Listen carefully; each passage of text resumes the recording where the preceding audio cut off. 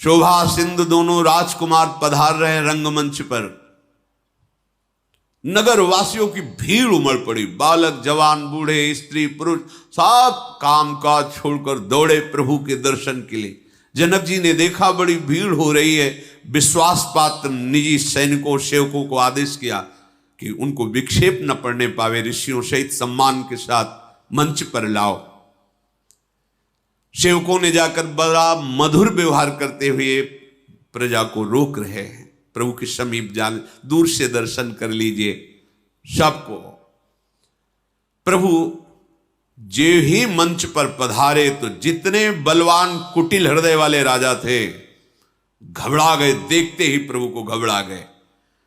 वहां ऐसी व्यवस्था की गई थी कि ऋषियों का सर्वोच्च आसन, फिर राजाओं का, फिर मंत्रियों का, प्रजा का, ऐसा, और सब आराम पूर्वक बैठ सके यथा योग्य स्थान। जो नगर के जन है उनको लग रहा है मूर्तिमान सुंदरता आ रही है, सांवला गौर, गुण के समुद्र, शोभा बरस रही है। प्रभु जिधर देखते हैं ऐसा लगता है श्रृंगार रस बरस रहा है। समस्त राजागण चंद्रमा के साथ जैसे तारे प्रकाशित होते हैं ऐसे लगने लगे, भगवान चंद्रमा की तरह प्रकाशित, और जो राजागण तारगणों के समान। सभा में प्रवेश करते जिसकी जैसी भावना थी वैसा प्रभु दिखाई दे रहे। प्रभु कैसे? बोले तुम्हारी भावना जैसी वैसे। जिनके रही भावना जैसी, प्रभु मूर्ति देखी तिन तैसी। जो दुष्ट राजा थे उनको दिखाई दिया कि महान रणधीर वीर रस मूर्तिमान होकर आ रहा है। प्रभु जब चलते हैं, चूंकि सेवा में है, इसलिए दाहिने हाथ पर बाण और बाएं हाथ पर धनुष, सिंहवत चाल, अखिल लोक के स्वामी हैं। घबरा गए देखकर, सबको विश्वास हो रहा है कि यही धनुष तोड़ेंगे। कुटिल राजा हृदय में जल रहे।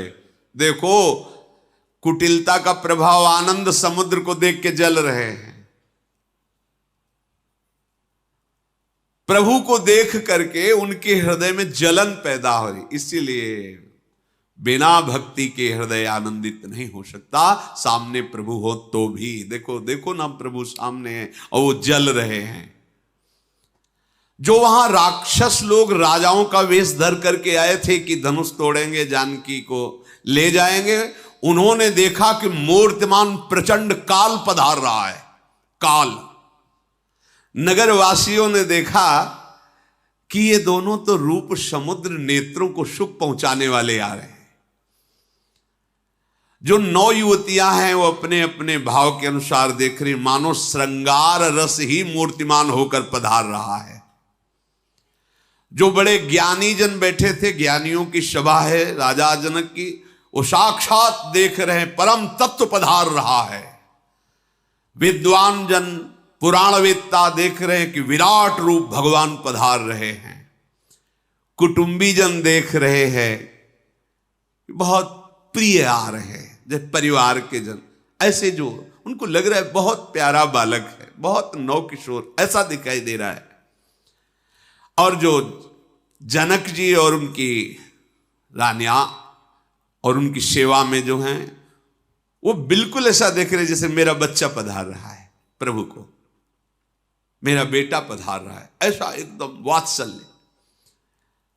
जो वहां योगी जन विराजमान हैं उनको शांत शुद्ध सम स्वता प्रकाश परम तत्व का बोध हो रहा है। जो हरिभक्त विराजमान देख रहे, आराध्य देव भगवान पधार रहे हैं। और सियाजू जो देख रही हैं वो किसी के वर्णन करने की क्षमता ही नहीं है। ये सियाजू जो देख रही, उनका जो स्नेह है, जो सुख है, वाणी की सामर्थ्य नहीं कि वर्णन कर सके, केवल अनुभव कर रहे हैं, वो भी सिया जी। यही बात प्रभु श्री राम ने हनुमान जी को संदेश में अशोक वाटिका में विराजमान जानकी जी के लिए कहा था।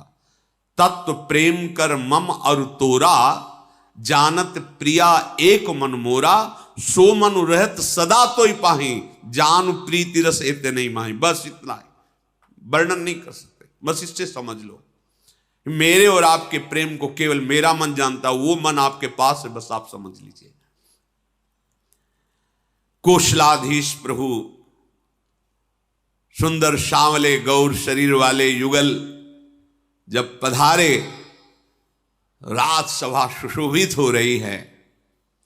प्रभु का कोई श्रृंगार नहीं किया गया, क्योंकि ऋषियों के साथ राजभवन से आते तो हो सकता था श्रृंगार किया जाता, तो ये तो ऋषियों के साथ पधारे, स्वाभाविक ऐसे ही। पर सुंदरता टपक रही है, करोड़ों कामदेव उनके श्रीअंग शोभा के आगे तुच्छ नजर आ रहे हैं। एकदम प्रफुल्लित मुखकमल, नेत्र चित्त चुराने वाले, हृदय जिधर भी सबको वात्सल करुणा, जो जैसे भाव से सबको तृप्त कर रहा है प्रभु का हृदय। इतने चिकने कपोल, नील कमल जैसी कांति की कुंडलों की आभा दिखाई दे रही कपोलों पर।